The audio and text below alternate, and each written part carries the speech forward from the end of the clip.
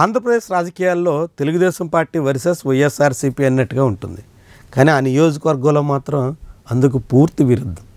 వైఎస్ఆర్సీపీ అధికారంలో ఉన్న తెలుగుదేశం నేతలు ఖుషీగానే ఉంటారు.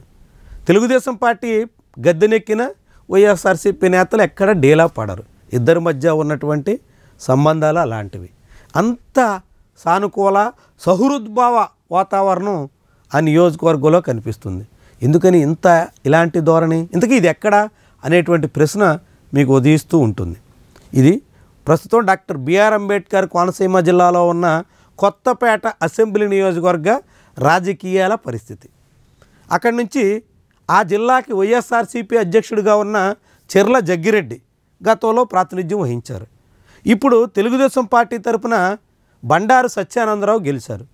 ఈ ఇద్దరు నేతల మధ్య చాలా మంచి సంబంధాలు ఉన్నాయి అన్నది నియోజకవర్గ వాసులందరికీ తెలిసినటువంటి విషయం. ఎవరు అధికారంలో ఉన్నప్పటికీ రెండో నాయకుడి మీద కక్ష సాధింపు ధోరణికి కానీ మరొక రీతిలో అడ్డుకట్ట వేసేసేదానికి సన్నద్ధమయ్యేటువంటి పరిస్థితులు కానీ ఉండవు అనేటువంటి అభిప్రాయం సర్వత్రా ఉంటుంది. కేవలం అంతవరకే కాదు, కొత్తపేట నియోజకవర్గం అంటేనే ఇసుక మట్టి మాఫియాలకు అడ్డాగా ఉంటుంది. గోదావరి తీరంలో ఉండడంతో ఇసుక చాలా మంచి నాణ్యమైనటువంటిది అక్కడ దొరుకుతుంది అనేటువంటి అభిప్రాయం ఉంటుంది. అటు పశ్చిమ గోదావరి ఇటు తూర్పుగోదావరి జిల్లా వ్యాప్తంగా కూడా రావులపాలెం ప్రాంతం నుంచి ఇసుక నిత్యం తరలి వెళుతూ ఉంటుంది. అలాంటి ఇసుక మాఫియాలో కూడా ఇరువురు వాటాలు వేసుకుని మరీ పంచుకుంటారు అనేటువంటి అభిప్రాయం ఉంది. అదే తెలుగుదేశం వైఎస్ఆర్సీపీ నేతల మధ్య ఎటువంటి విభేదాలకు ఆస్కారం ఇవ్వకుండా సఖ్యంగా సాగేదానికి కారణమైనటువంటి విషయం అనేటువంటి అభిప్రాయం చాలామందిలో ఉంది. ఆ ఇసుక మాఫియాలో ఇరు పార్టీలు చెందినటువంటి నేతలు ఒక్కటై సాగినటువంటి కారణంగానే ఒకరి మీద ఒకరు దుమ్మెత్తి పోసుకోవడం కానీ, దారుణమైనటువంటి పదజాలంతో దాడులకు పూనుకోవడం కానీ, అధికారాన్ని అడ్డం పెట్టుకుని అణచివేసేటువంటి ప్రయత్నాలకు కానీ, ఇలాంటి వాటి అన్నింటికీ కొత్తపేట నియోజకవర్గం దూరంగా ఉంటుంది అనేటువంటి వాదన చాలామందిలో వినిపిస్తూ ఉంటుంది.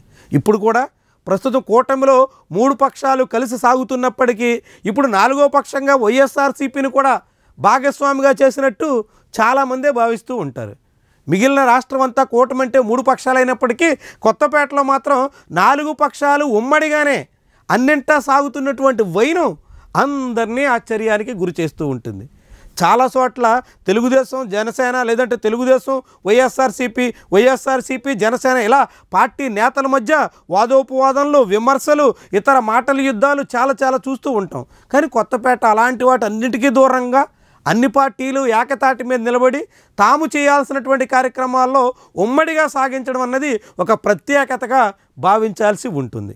మరి ఇలాంటి కొత్తపేట నియోజకవర్గంలో ఇప్పుడు వైఎస్ఆర్సీపీ తెలుగుదేశం పార్టీ నేతలు ఏకతాటి మీద సాగుతున్నటువంటి వైనాన్ని జనసేన జీర్ణించుకోలేకపోతోంది అనేటువంటి అభిప్రాయం కూడా వినిపిస్తుంది. అనేక అంశాల్లో జనసేనకి ప్రాధాన్యత ఇవ్వకుండా టీడీపీ నేతలు నేరుగా వైఎస్ఆర్సీపీ శ్రేణులకి ప్రత్యేకమైనటువంటి ప్రాధాన్యత ఇస్తున్నటువంటి తీరుని జనసేన శ్రేణులు సహించలేకపోతున్నారు అనేటువంటి ప్రచారం కూడా సాగుతోంది. మరి ఇది ఎంతకాలమని జనసేన ఈ పరిస్థితిని చూస్తూ ఓపికతో సాగుతోంది? ఈ వ్యవహారం ఎంతవరకు వైఎస్ఆర్సీపీ టీడీపీ నేతల మధ్య ఇలాంటి కలిసిమెలిసి సాగుతున్నటువంటి టీడీపీ వైసీపీలు ఎంతకాలమని ఉమ్మడిగా నడుస్తాయి? ఈ పరిస్థితిని జనసేన పార్టీ ఎంత మేరకు సహించగలుగుతుంది?